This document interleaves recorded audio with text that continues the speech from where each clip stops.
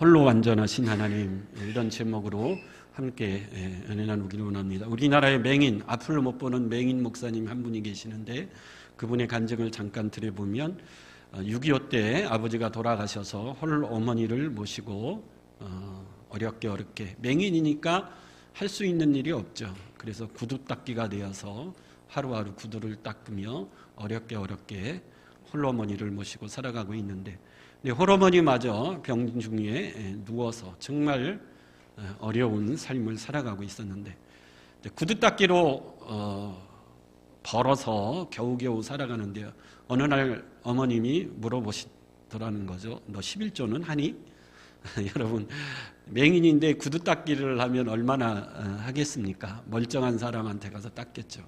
근데 어머니가 물어보더라는 거죠. 너 11조는 하고 일하느냐? 화가 나서 어머니에게 말을 했다 그럽니다. 어머니, 하나님이 제게 해준 것이 뭐가 있습니까? 아버지 일찍 돌아가셨죠. 어머니 병들었죠. 저는 맹인이죠.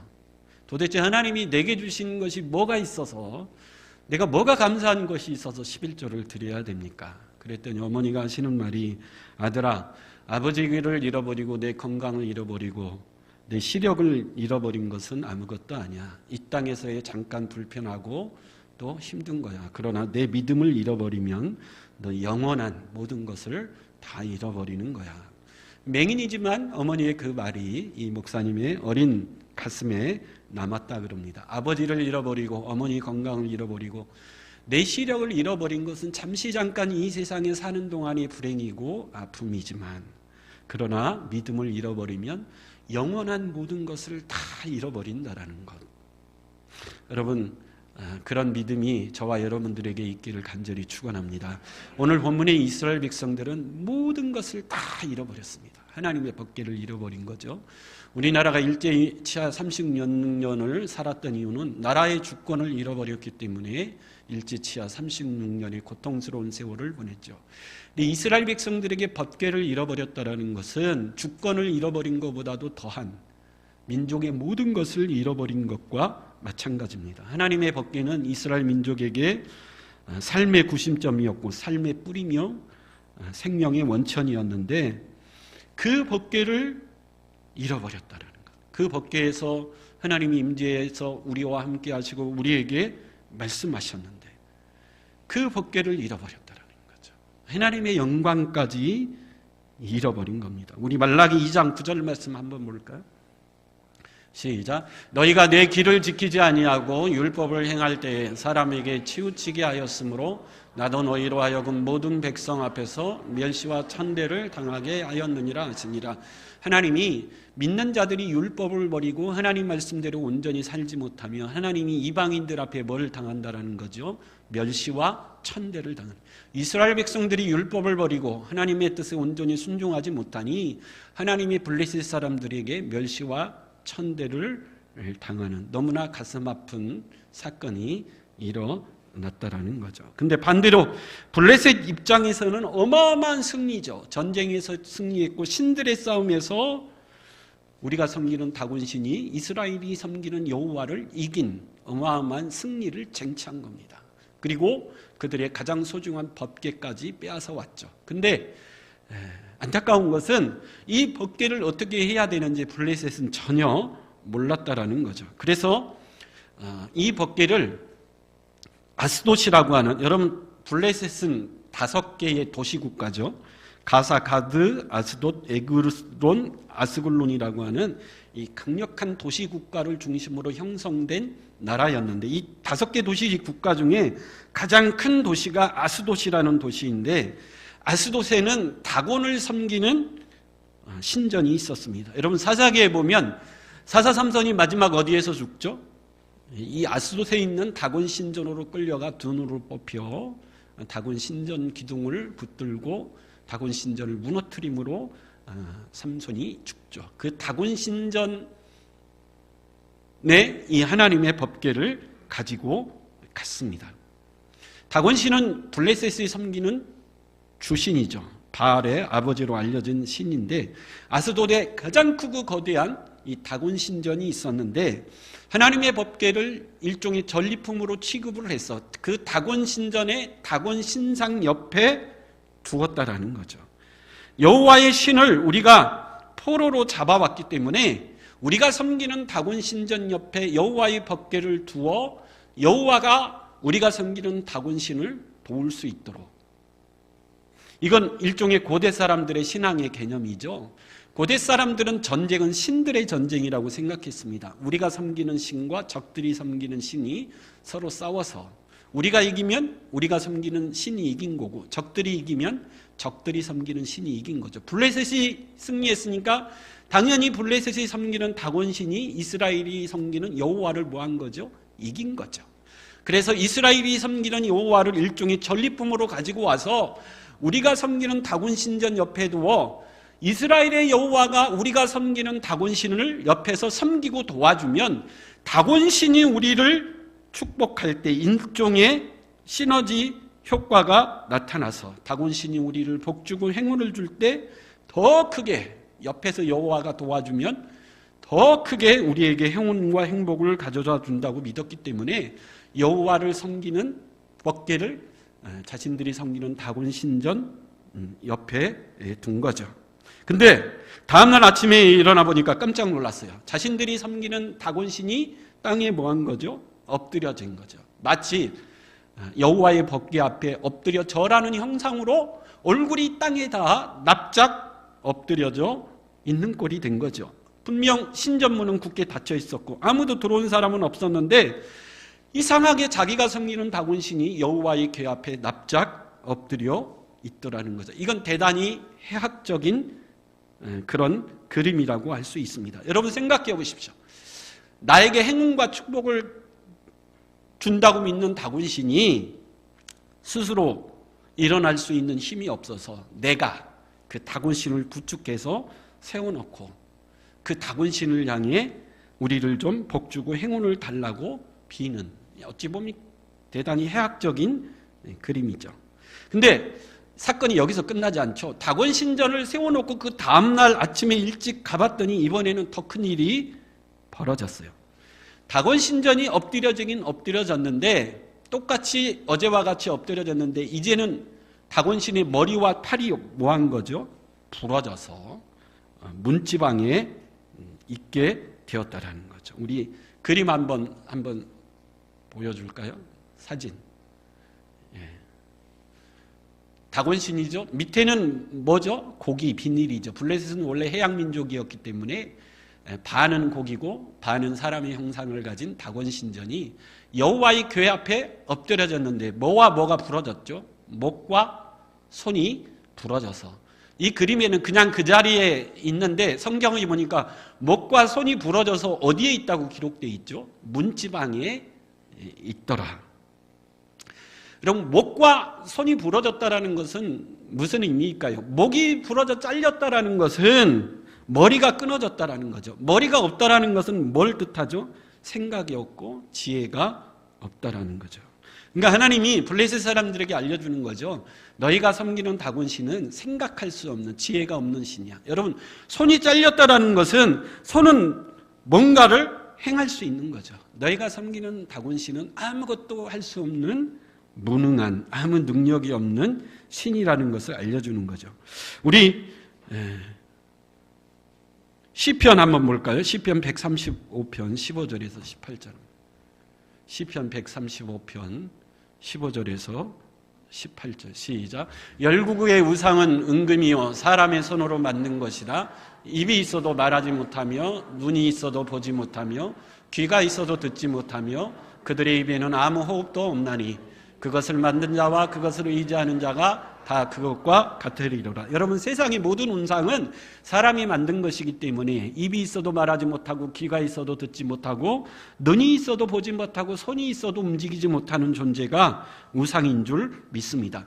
하나님이 블레셋 사람들에게 말하기를 너희가 이 전쟁에서 승리했다고 너희의 신 다곤이 이겼다고 생각하니 너희의 섬기는 신 다곤은 머리가 없어서 생각하지도 못하고 지혜도 없고 손이 잘려도 아무것도 할 수 없는 무능한 목상에 불과하다라는 것을 하나님이 해학적인 그림으로, 해학적인 사건으로 알려주는 거죠. 그리고 그 손과 머리가 어디에 와 있다고요? 올려 있다고요? 문지방에. 그래서 5절 하반절에 보면 아스돗에 있는 다곤의 문지방을 밟지 않는 전통이 생겼다 그럽니다. 여러분, 문지방은 밟지 않는 전통은 거의 모든 민족에게도 있습니다. 여러분, 우리도 어렸을 때 어른들이 뭘 밟지 말라 그러죠? 문지방. 왜 문지방 밟지 말라 그래요? 복이 나간다고, 운이 사나워진다고 절대 문지방을 밟지 말라고. 왜 그렇죠? 문지방에는 우리 집을 지키는 수호신이 산다라고 생각을 해서 그렇습니다. 그러니까 온갖 잡신들이 그 문지방에 있기 때문에 문지방을 밟으면 우리 집을 지키는 수호신의 머리를 밟는 거기 때문에 머리를 밟으면 수호신이 기분 나빠서 우리 집안에 불운을 가져다 준다라는 그런 미신적인 거죠. 근데 블레셋에게도 그런 미신적인 전통이 있었는데 자신들이 섬기는 다곤신의 머리와 손이 부러져 그 문지방에 있으니 더욱더 뭘 밟지 않았다 그러죠? 문지방을 밟지 않았다. 이제 그런 전통이 있었다 그럽니다. 근데 다곤신의 목과 손이 부러진 것이 아니라 하나님이 독종의 재앙을 내리셔서 그 아수도시라는 도시 전체가 사람들이 죽어나가고 아수장이 됐어요. 그래서 비상대책 회의가 열렸습니다. 이 하나님의 법궤 때문에 난리가 났으니까. 그래서 이 하나님의 법궤를 이제는 어디로 옮기죠? 8절에 보면 가드라는 도시로 옮기게 됩니다. 가드는 아스돗 다음 큰 도시인데 가드 하면 여러분 떠오르는 인물이 누가 있죠? 골리앗이 어디 출신이죠? 가드 출신이에요. 그래서 가드라는 도시는 블레셋의 가장 강력한 군사력, 가장 강한 군대가 있는 도시입니다. 왜 그렇죠? 가드라는 도시의 사람들은 다 무슨 족속이기 때문에 그렇죠? 거인 족속이기 때문에 그래요. 우리 사무엘하 21장 19절에서 20절 한번 볼까요? 시작. 또다시 블레셋 사람과 곱에서 전쟁할 때 베들레헴 사람 야레오르김의 아들 엘하나는 가드 골리앗의 아우 라흐미를 죽였는데 그 자의 창자루는 배틀채 같았더라. 또 가드에서 전쟁할 때 그곳에 키가 큰 자 하나는 손가락과 발가락이 각각의 6개씩 모두 24개가 있는데 그도 거인족의 수생이라. 가드는 무슨 족이죠? 거인족들이 사는 도시가 가드입니다. 자이언트. 골리앗의 키가 한 3m 정도 됐다 그래요. 그래서 이 가드에 사는 사람들은 고인족이기 때문에 아마 평균 키가 2m가 넘었을 겁니다. 아마 2m 50 정도 되는 어마어마한 고인족들이 사는 도시가 가드예요. 그래서 가드에는 블레셋의 가장 강력한 군사력, 군대가 있는 장수들이 모여 사는 도시가 가드였어요. 여러분, 아스돗의 여호와의 법궤가 감당이 안 되니 우리 다곤신이 여호와의 법궤를 감당할 수 없으니 그러면 이제는 가장 강한 군대가 있고 군사력이 있고 거인 장수들이 있는 가드라는 곳으로 한번 이 법궤를 가져가 보자. 그런데 결과가 어떻죠? 이번에도 여호와께서 독종으로 가드 사람을 치니 가드에 또 난리가 났습니다. 사람들이 죽어나가고 독종이 창궐하는. 그래서 가드 사람들이 또 모였어요. 블레셋 사람들이 모여서 안 되겠다. 가드라는 도시도 여호와의 법궤를 감당할 수 없다. 그래서 마지막 어디로 옮깁니까? 에그론이라는 도시로 물색을 하다가 옮깁니다. 왜 그렇죠? 에그론이라고 하는 도시에는 이제 최후의 보루 같은 블레셋이 섬기는 가장 위대한 신, 가장 최고의 신인 바알세붑이 있는 도시이기 때문에 그렇습니다. 우리 열왕기 1장에 보면 북왕국 이스라엘의 왕 아하시아가 병들었을 때에 있었던 일인데 열왕기 1장 2절에서 4절 한번 시작. 아하시아가 사마리아에 있는 그의 다락 난간에서 떨어져 병들매 사자를 보내며 그들에게 이르되 가서 에그론의 신 바알세붑에게 이 병이 낫겠냐 물어보라 하니라. 여호와의 사자가 디셋 사람 엘리야에게 이르되 너는 일어나 올라가서 사마리아 왕이 사자를 만나 그에게 이르기를 이스라엘에 하나님이 없어서 너희가 에그론의 신 바알세붑에게 물으러 가느냐.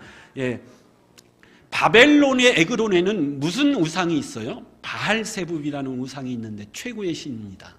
아시아 왕이 병들었는데 그 에그론에 있는 바알세붑에게 가서 이 병이 낫겠냐고 물어보라 사신을 보내는데 엘리야가 뭐라고 그래요? 야, 이스라엘의 여호와가 없어서 이방의 신에게 그걸 물으러 가. 너는 병들어 뭐 할 것이다? 죽을 것이다. 여러분, 블레셋의 에그론이라는 도시는 블레셋에 섬기는 가장 위대한 신 바알세불. 이 바알세불이 신약으로 넘어오면 마태복음 12장 24절에 보면 바알세불로 불리는데 귀신들의 왕이요 사단과 종일하게 취급되는 최고의 신이었습니다. 이제 블레셋 사람들이 생각한 거죠. 야, 이제는 우리가 섬기는 가장 최고의 신 바알세불과 이스라엘의 여호와가 마지막 최후의 뭐가 일어나는 거죠? 결전이. 어느 신이 위대한가? 여호와의 법궤를 이제 바알세불이라는 가장 위대한 최고의 신과 한번 겨루어 보게 하자. 블레셋 사람들도 마음의 일종의 기대가 있었을 겁니다. 근데 결과가 또 어떻죠? 하나님이 독종으로 치시니 에그론 도시가 또 독종으로 사람들이 죽어나가는 전염병이 창궐하는 쑥대밭이 되어서 12절에 보면 죽지 않은 사람의 부르짖음이 하늘에 사무쳤다. 그렇게 5장을 기록하고 있습니다. 그래서 오늘 이 본문에 나오는 이 사건을 통해서 하나님이 우리에게 주시는 교훈은 뭐가 있을까? 한 3가지 정도 우리가 생각해 보기를 원하는데, 첫째, 하나님의 영광은 스스로 나타나는 분이시라는 거죠.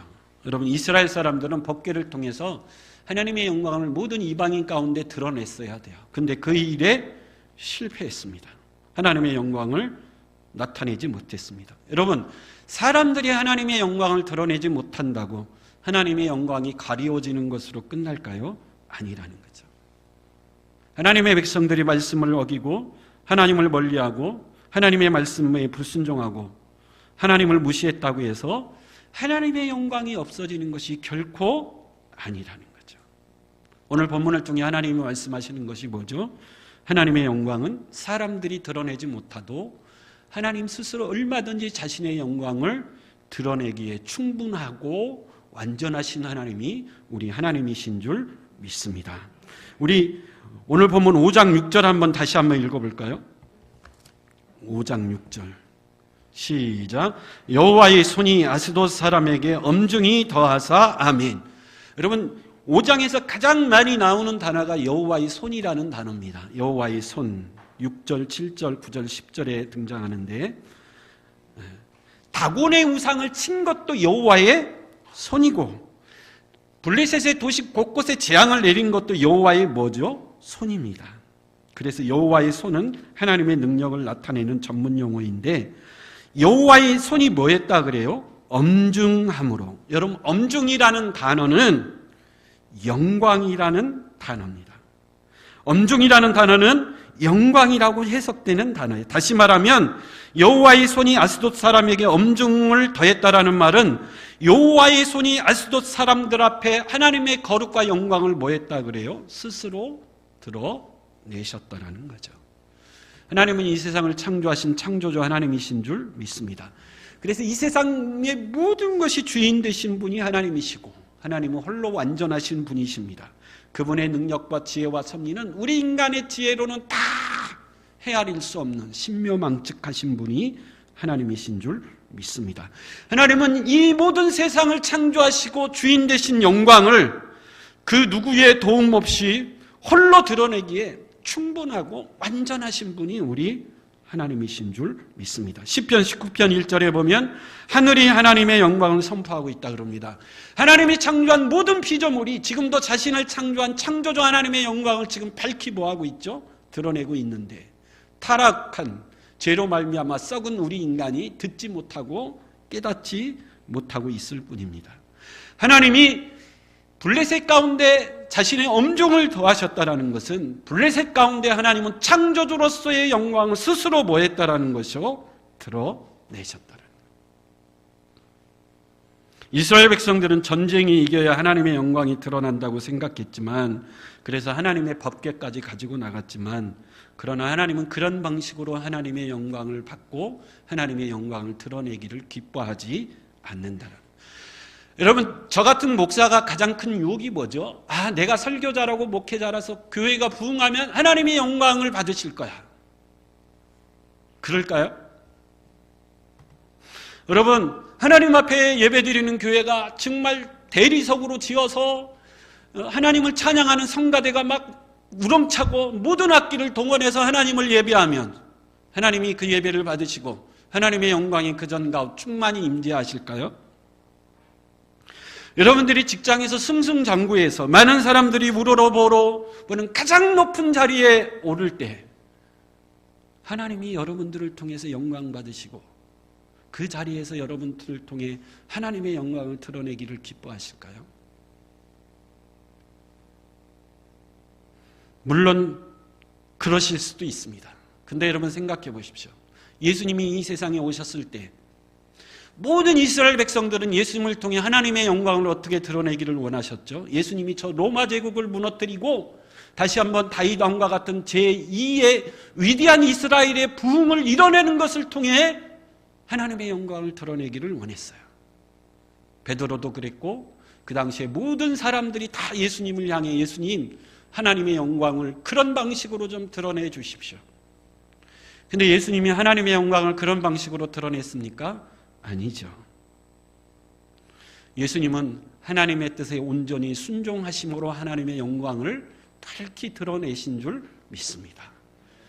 예수님이 십자가에서 세상 모든 사람들의 죄를 위하여 죽으시는 것이 하나님의 뜻이라면 그 뜻 앞에 온전히 순종함으로 십자가에서 예수님은 다 이루었다라는 선포를 통해 하나님의 위대한 영광을 드러내셨습니다.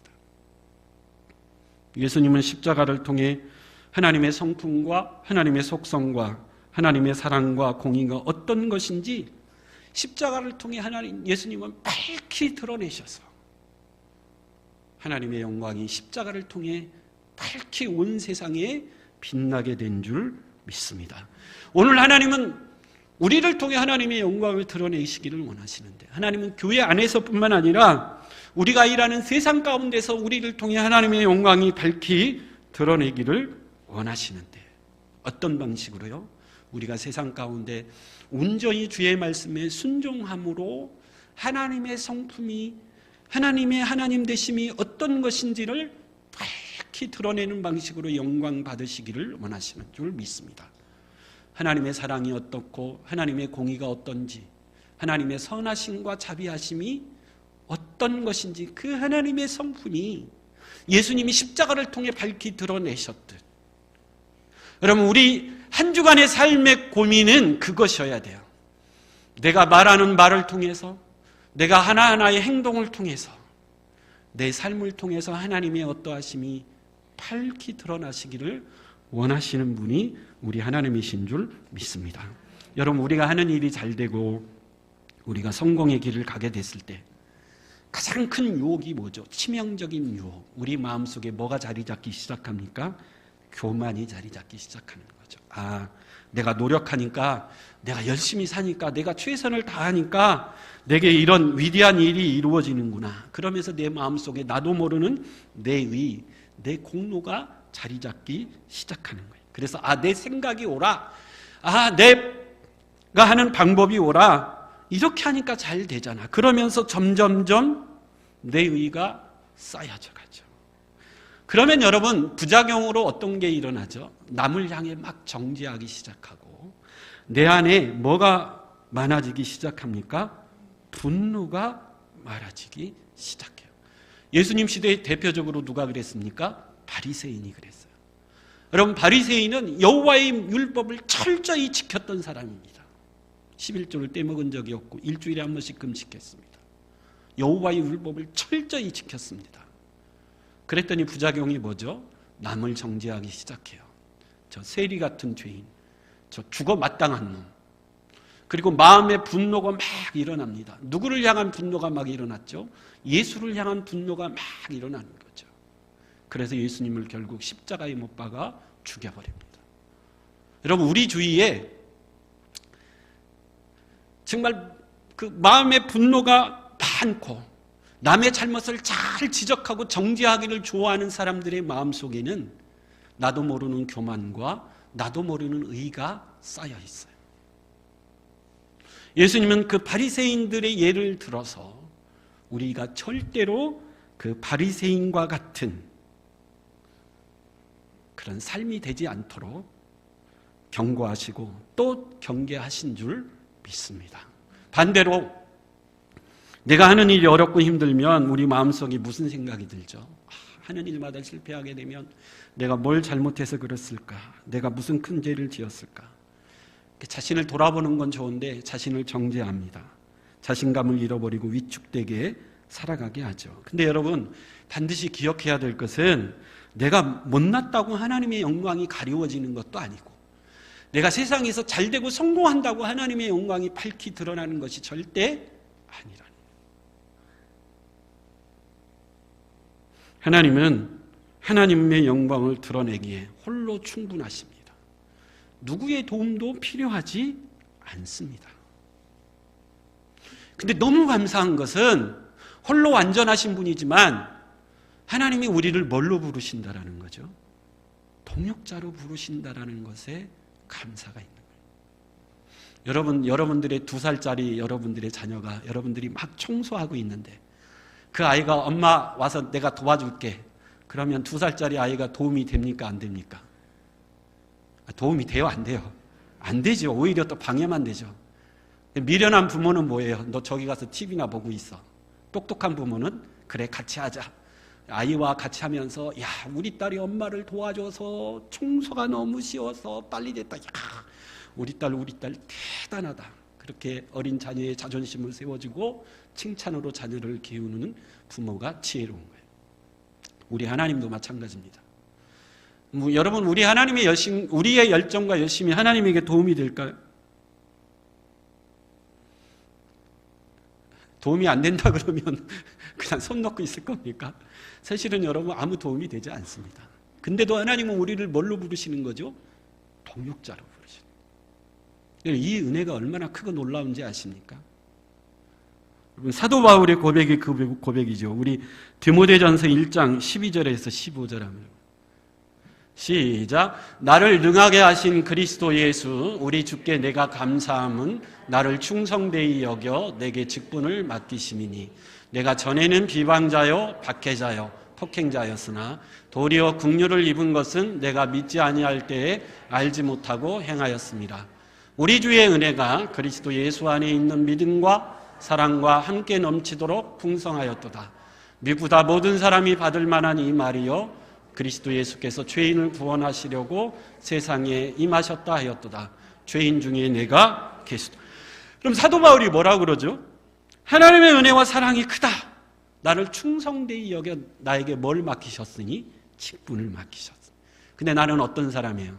죄인 중에 괴수요 박해자요 비방자였는데 그런 나를 부르셔서 사도라는 위대한 직분을 맡기셨으니 그 은혜와 사랑이 너무 커. 내가 할 수 있는 오직 유일한 것은 뭐밖에 없어요? 죽도록 충성하는 것밖에 없는 거죠. 여러분, 하나님은 얼마든지 하나님 홀로 세상 모든 사람들을 일순간에 다 구원해낼 수 있습니다. 이 땅에 세워진 모든 교회를 하나님의 백성으로 가득가득 채울 수 있습니다. 홀로 완전하신 분이고 홀로 충분한 분이시지요 능치 못함이 없는 분이시기 때문에. 근데 하나님은 홀로 행하지 않고 우리를 동역자로 뭐 한다라는 거죠? 부르신다라는 거예요. 여러분, 그 은혜가 얼마나 크고 감사합니까? 사도 바울처럼 내가 죄인 중에 괴수인데 나를 하나님의 일꾼으로 부르셔서 주의 사명을 감당케 하시고 보잘것없는 내 헌신과 충성을 보시고 잘했다 착하고 충성된 종아 어마어마하게 칭찬하시고 내가 한 것보다도 더 많은 것으로 내게 갚아주실 것이라 약속하신 하나님. 그럼 우리가 한 주간 동안 세상에서 해야 될 일은 그 하나님의 인자하시고 그 하나님의 선하시고 죄인들을 향한 하나님의 사랑과 은혜가 얼마나 큰 분이신가를 세상 가운데 밝히 뭐하는 거죠? 드러내는 거예요. 믿지 않는 세상 사람 가운데 악하고 썩어져가는 세상 가운데 들어가서 하나님의 하나님 되심을 내 언어와 내 삶과 내 가정을 통해서 밝히 세상 가운데 드러낼 때 하나님이 홀로 영광 받으실 줄 믿습니다. 예, 시간이 없으니까 두 번째 넘어가고 세 번째로 가서 이 법궤는 엄청난 축복의 기회였더라는 거예요. 여러분, 이 하나님의 법궤가 블레셋에게 왔을 때 블레셋에게는 엄청난 하나님의 뭐죠? 축복의 기회였어요. 근데 블레셋은 이 법궤를 어떻게 해야 될지 몰랐어요. 왜 그렇죠? 말씀이 없었기 때문에. 그래서 자신들이 섬기는 다곤 신상 옆에, 바알세부 신상 옆에 두었습니다. 근데 하나님이 그들에게 재앙을 퍼부셔서 그들이 깨달은 건 두 가지죠. 첫째는 이 세상의 유일한 만왕의 왕 대신 유일한 신은 누구밖에 안 계시다? 하나님밖에 안 계시다는 것과, 두 번째로 이 법궤를 감당할 수 있는 민족은 누구밖에 없다고요? 이스라엘밖에 없다. 우리는 이 법궤를 며칠 동안 감당하지도 못했습니다. 근데 이스라엘은 이 법궤를 수백 년, 수천 년 동안 감당하면서 이 법궤를 통해서 주시는 어마어마한 축복을 누린 줄 믿습니다. 그래서 블레셋 자손들이 깨달은 건 이 법궤를 감당할 수 있는 족속은 오직 이스라엘 족속밖에 없겠다. 그래서 그 법궤를 다시 이스라엘 백성들에게 뭐하죠? 돌려보냅니다. 여러분, 이 법궤를 맡았다라는 것은 엄청난 특권이고 엄청난 축복인 줄 믿습니다. 이걸 사도 바울이 로마서 3장 1절에서 2절에 말하고 있죠. 우리 로마서 2장 1절에서 3절 같이 한번 읽어보겠습니다. 로마서 3장 1절에서 2절. 설교를 많이 건너뛰어서 제가 읽어드릴게요. 그런즉 유대인의 나음이 무엇이며 할례의 유익이 무엇이뇨? 범사의 마음이니 첫째는 저희가 하나님의 말씀을 맡았음이니라. 여러분, 유대인들의 특권, 유대인들의 유익, 유대인들의 축복은 뭐죠? 범사에 많은데 가장 첫 번째는 저들이 뭘 맡았다라는 거죠? 하나님의 말씀을 맡았다라는 거죠. 근데 법궤는 이스라엘 민족이라고 해서 다 맡는 것이 아니라 특별히 제사장들만 법궤를 맡을 수 있는 특권이 있었어요. 여러분, 베드로전서의 2장 9절에 저와 여러분들은 왕 같은 뭐라 그러죠? 제사장. 그 어마어마한 법궤, 하나님의 말씀을 맡을 수 있는 특권을 이 시대에는 저와 여러분들이 모두 누리고 있는 줄 믿습니다. 이건 엄청난 특권이요, 엄청난 축복의 기회인 줄 믿습니다. 여러분, 하나님이 우리에게 직분을 주셨다라는 것, 하나님이 주신 직분을 아무나 감당할 수 있는 것이 아니라는 거죠. 하나님이 주신 직분을 아무나 감당합니까? 여러분, 주의를 보십시오. 여러분, 목사, 장로, 권사 받았다고 그 직분을 아무나 잘 감당해냅니까? 블레셋은 여호와의 법궤를 감당해내지 못했습니다. 오직 이스라엘만이 하나님의 법궤의 말씀을 감당해냈고 법궤를 통해서 주시는 놀라운 특권과 축복을 누렸습니다. 하나님이 우리에게 직분을 주심은 엄청난 특권이고 엄청난 축복의 기회인 줄 믿습니다. 하나님은 하나님의 백성들이 하나님이 하시는 모든 일에 같이 뭐하기를 원하셔요? 동참하시기를 원하십니다. 그리고 하나님의 말씀에 온전히 순종함으로 하나님의 영광을 세상 가운데 밝히 드러내는 것이 엄청난 특권이요, 기회요, 축복인 줄 믿습니다. 여러분, 이 신령한 은혜를 감당할 수 있는 은혜를 주셨으니 그 하나님의 일에 내가 쓰임 받는다라는 감동과 기쁨을 가지고 죽도록 충성할 수 있길 바랍니다. 교만하거나 우쭐해져서 자기 의에 휩싸여서 남을 정죄하고 쉽게 분노하는 인생이 아니라, 그래서 하나님의 영광을 가리우는 인생이 아니라, 여러분, 사랑은 참고 인내하는 겁니다. 절제하는 겁니다. 품어주는 거죠. 그래서 하나님의 사랑과 인자하심을, 그 놀라운 하나님의 기가 막힌 성품을 정말 세상 가운데 밝히 드러내서 하나님의 영광이 나를 통해 밝히 드러나는 그런 복된 길을 걸어갈 수 있는 저와 여러분 될 수 있길 간절히 축원합니다.